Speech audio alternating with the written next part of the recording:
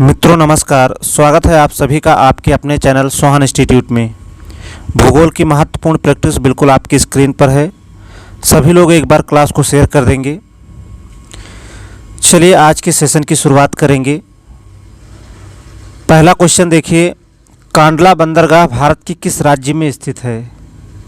आपके ऑप्शन में दिया है पश्चिम बंगाल में, गुजरात में, आंध्र प्रदेश में या फिर केरल में। चलिए सभी लोग उत्तर करेंगे। कांडला बंदरगाह जो है भारत के किस राज्य में स्थित है?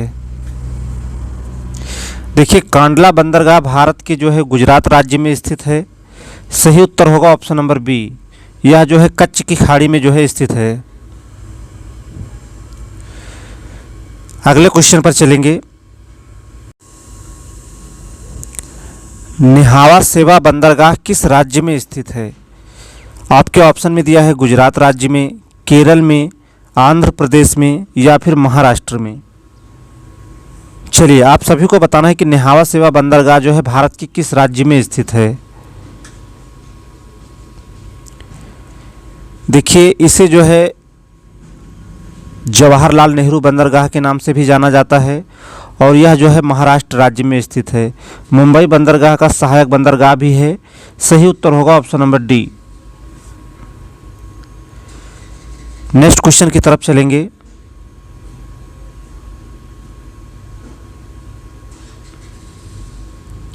देश का सबसे पुराना और कृत्रिम बंदरगाह कौन सा है? चलिए आपको बताना है कि इनमें से जो है कौन भारत का सबसे पुराना और कृत्रिम बंदरगाह है। आपके ऑप्शन में दिया है विशाखापत्तनम बंदरगाह, कांडला बंदरगाह, चेन्नई बंदरगाह या फिर इनमें से कोई नहीं। देखिए, भारत का सबसे पुराना और कृत्रिम बंदरगाह है चेन्नई बंदरगाह, जो कि तमिलनाडु में स्थित है। सही उत्तर होगा ऑप्शन नंबर सी।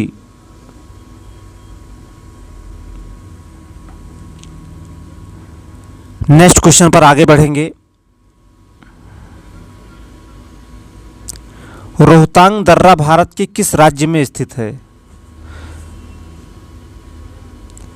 हिमाचल प्रदेश में, सिक्किम में, महाराष्ट्र में या फिर उत्तर प्रदेश में। चलिए आप सभी को बताना है कि रोहतांग दर्रा जो है भारत की किस राज्य में स्थित है। देखिए, हिमाचल प्रदेश में जो है रोहतांग दर्रा जो है भारत के हिमाचल प्रदेश राज्य में स्थित है। सिक्किम में देखिए नाथुला दर्रा स्थित है।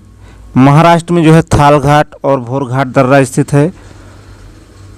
पूछ रहा था कि रोहतांग दर्रा जो है भारत की किस राज्य में स्थित है, तो आपका उत्तर होगा हिमाचल प्रदेश में। चलिए अगले क्वेश्चन पर चलेंगे। लिपुलेख दर्रा कहाँ स्थित है? चलिए आपको बताना है कि लिपुलेख दर्रा जो है कहाँ स्थित है। उत्तराखंड में, पश्चिम बंगाल में, तेलंगाना में या फिर मणिपुर में। देखिए, लिपुलेख, नीति और माना ये सभी दर्रे जो हैं उत्तराखंड राज्य में स्थित हैं और मणिपुर में देखिए एक महत्वपूर्ण दर्रा है तुजू दर्रा जो है मणिपुर में स्थित है। यहाँ आपसे लिपुलेख दर्रा पूछ रहा था कहाँ स्थित है, तो आपका उत्तर होगा उत्तराखंड में। सही उत्तर होगा ऑप्शन नंबर ए। चलिए नेक्स्ट क्वेश्चन पर चलेंगे। महासागरों में जल स्तर वृद्धि का कारण है। ऑप्शन ए में दिया है ध्रुवीय प्रदेश में बर्फ का पिघलना। ऑप्शन बी में दिया है अत्यधिक वर्षा।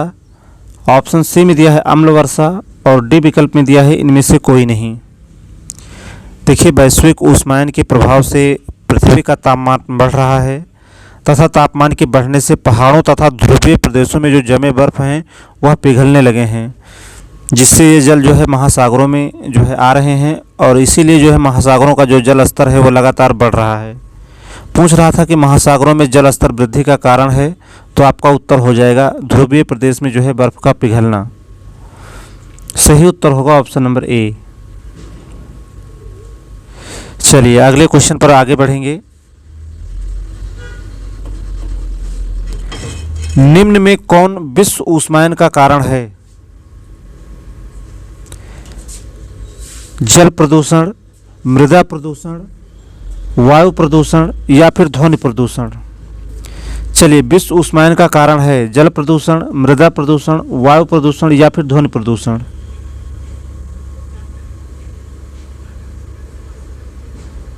चलिए, विश्व उष्मायन का कारण है वायु प्रदूषण। सही उत्तर होगा ऑप्शन नंबर सी।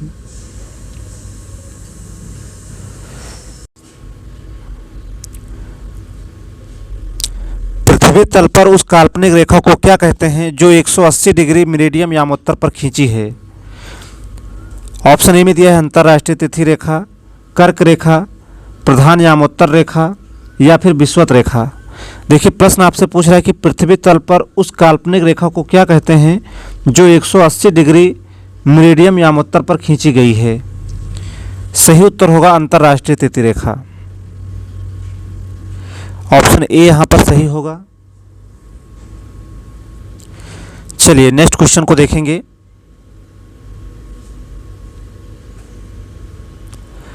निम्नलिखित में से किस राज्य में gulf of Mannar marine park स्थित है? चलिए, आपको बताना है कि निम्नलिखित में से किस राज्य में जो है gulf of Mannar marine park स्थित है। गुजरात राज्य में, तमिलनाडु राज्य में, पश्चिम बंगाल में या फिर इनमें से कोई नहीं। देखिए, gulf of Mannar marine park स्थित है गुजरात में। सही उत्तर होगा ऑप्शन नंबर ए। आप लोग क्लास को भी शेयर कर दें अपने मित्रों में और सभी लोग जो है क्लास को एक बार लाइक कर देंगे। चलिए, आगे चलेंगे। किस ग्रह को शाम का तारा कहा जाता है? शुक्र ग्रह को, मंगल ग्रह को, पृथ्वी ग्रह को या फिर बुध ग्रह को? चलिए, आपको बताना है कि किस ग्रह को जो है शाम का तारा कहा जाता है। देखिए, शाम का तारा कहा जाता है शुक्र ग्रह को। सही उत्तर होगा ऑप्शन नंबर ए। इसे भोर का तारा भी कहा जाता है। चलिए, सांझ या भोर का तारा किसे कहा जाता है? तो आपका उत्तर होगा शुक्र ग्रह को। ए उत्तर यहाँ पर सही होगा। अगले क्वेश्चन पर चलेंगे। निम्नलिखित ग्रहों में से किसे सौंदर्य का देवता कहा जाता है? बुध ग्रह को, शुक्र ग्रह को, बृहस्पति ग्रह को या फिर शनि ग्रह को? चलिए, आपको उत्तर देना है कि सौंदर्य का देवता जो है किस ग्रह को कहा जाता है।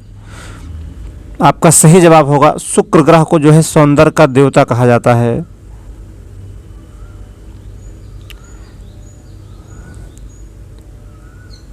नेक्स्ट क्वेश्चन की ओर चलेंगे।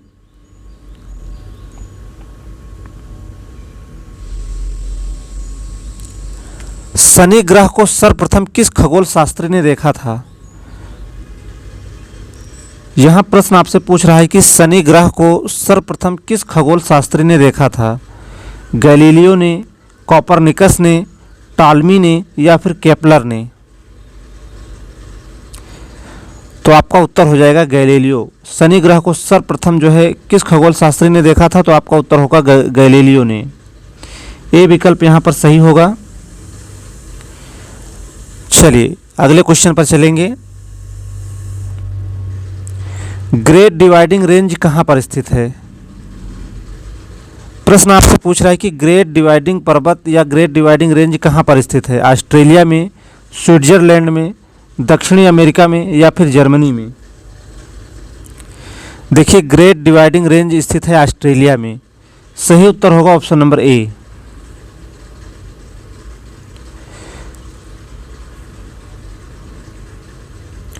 अगला क्वेश्चन देखिए। निक्स ओलंपिया पर्वत जो है किस ग्रह पर स्थित है? महत्वपूर्ण प्रश्न है। निक्स ओलंपिया पर्वत जो है किस ग्रह पर स्थित है?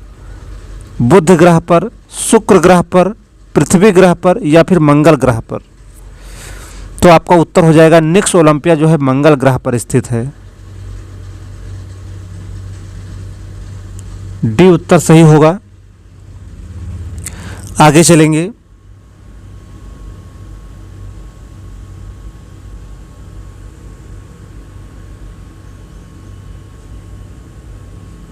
चलिए, अब आप लोग उत्तर करेंगे। देश में वन्य जीव संरक्षण अधिनियम कब लागू किया गया था? देश में वन्य जीव संरक्षण अधिनियम कब लागू किया गया था? 1961 में, 1989 में, 1972 में या फिर 1973 में? देखिए, वन्य जीव संरक्षण अधिनियम लागू किया गया था 1972 में। सही उत्तर होगा ऑप्शन नंबर सी। और भारत में प्रोजेक्ट टाइगर की शुरुआत हुई थी 1973 में। देखिए, वन्य जीव संरक्षण अधिनियम कब लागू किया गया? 1972 में। और भारत में प्रोजेक्ट टाइगर की शुरुआत हुई 1973 में। ये 2 डेट आप लोग याद रखेंगे, एग्जाम में जो है बहुत पूछता है।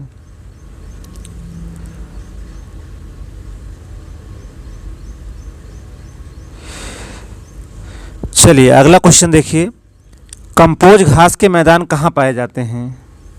ब्राज़ील में, अफ्रीका में, कोलंबिया व वेनेजुएला में, या फिर इनमें से कोई नहीं? आपको उत्तर करना है कि कंपोज घास के मैदान कहाँ पर पाए जाते हैं? ब्राज़ील में, अफ्रीका में, कोलंबिया व वेनेजुएला में, या फिर इनमें से कोई नहीं? देखिए, कंपोज घास जो है उष्णकटिबंधीय घास है और यह पाई जाती है ब्राज़ील में। सही उत्तर होगा ऑप्शन नंबर ए। देखिए, कंपोज जो है उष्णकटिबंधीय घास है और कंपोज घास के मैदान कहाँ पाए जाते हैं? तो ब्राज़ील में। देखिए, सवाना घास के मैदान पाए जाते हैं अफ्रीका में, यह भी जो है उष्णकटिबंधीय घास है। और कोलंबिया व वेनेजुएला में जो है लानोस घास के मैदान पाए जाते हैं, यह भी जो है उष्णकटिबंधीय घास है। आगे बढ़ेंगे,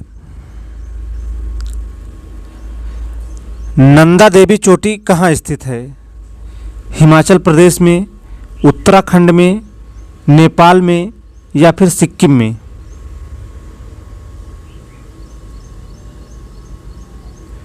आपको बताना है नंदा देवी चोटी कहाँ स्थित है। हिमाचल प्रदेश में, उत्तराखंड में, नेपाल में, या फिर सिक्किम में?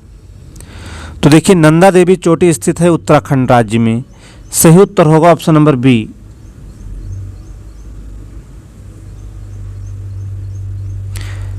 चलिए अगला क्वेश्चन देखिए, सुसीमा जलधारा है, ऑप्शन ए में दिया है प्रशांत महासागर की, बी में दिया है अटलांटिक महासागर की, सी में दिया है हिंद महासागर की, और डी में दिया है इनमें से कोई नहीं? चलिए आपको बताना है कि सुसीमा जलधारा जो है किस महासागर की जलधारा है। ऑप्शन में दिया है प्रशांत महासागर, अटलांटिक महासागर, हिंद महासागर, या फिर इनमें से कोई नहीं?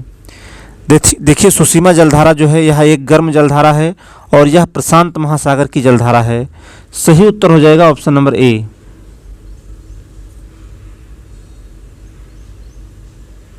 चलिए, यह आज का अंतिम क्वेश्चन था। उम्मीद है सेशन आपको पसंद आया होगा, और सेशन यदि आपको पसंद आया तो सभी लोग एक बार क्लास को लाइक कर दें, और आप सभी लोग ज़्यादा से ज़्यादा अपने मित्रों में क्लास को ज़रूर शेयर किया करें। आज का सेशन यहीं तक, मिलते हैं कल किसी और प्रैक्टिस के साथ।